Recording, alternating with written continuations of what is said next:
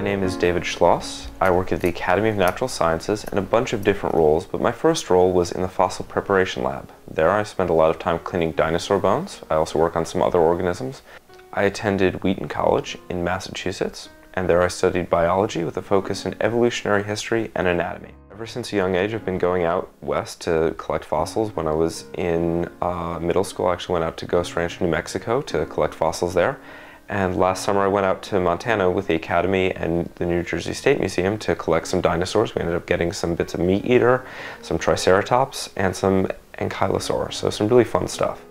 Mosasaurs are really cool animals. They're actually not dinosaurs, they're marine reptiles, although they did live at the same time as the dinosaurs. They've got a lot of characteristics kind of similar to a snake.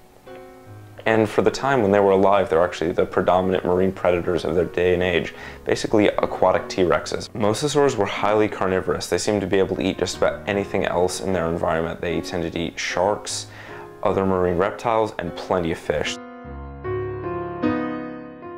So what I'm going to do right now is extract this mosasaur tooth from this piece of sandstone.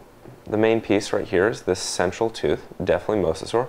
But there are a few other bits in here as well. You can see remains of tooth fragments here, here, and all across. There's also right here a bit of a shark tooth coming out. So I'm pretty sure if I work here, I might find a whole tooth of another animal as well.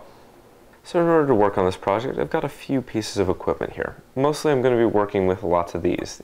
You can probably recognize them. They're dental tools. Just the same kind of thing that'd be used at a dentist's office. An X-Acto knife as well. Pretty small blade. I don't want to do any large work or heavy excavation. Brush, perfect for being able to clean up any of the sand that's going to be left over, and some glue in case anything cracks or breaks. You can use the pin for some smaller work as well, also for applying the glue.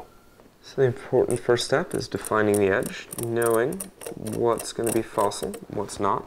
Fish and other marine organisms are pretty tough prey items, so usually you don't want lots of serrations. You want something that's a good impaling structure, able to really grip your prey while you're able to either shake it apart or swallow it whole. For smaller pieces like this, it's just easier to do it this way. The old-fashioned ways in fossil preparation turn out to be some of the best ways. It's kind of funny. A lot of the techniques really haven't advanced that much since they've first put into use. You also don't really want to pop this off. I don't want to dig down and sort of try and go like that. So we're starting to get pretty deep down. So now I want to try and angle my way in a little bit. See if I've managed to fully get down past the shape of the tooth. From everything I've seen so far, I think I'm about there, if not pretty darn close.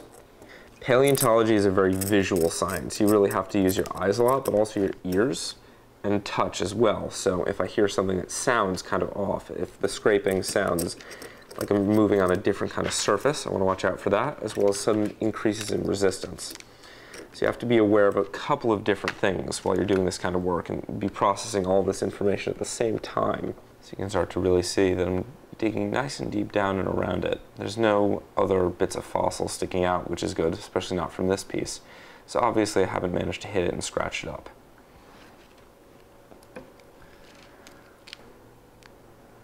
I got it. And there we go. Tooth has been removed. You'll see tooth surface on the other side, so I know I got the whole thing. It's a little flatter than I thought it was. Worked a little bit further down than I needed to. Otherwise, got the whole thing.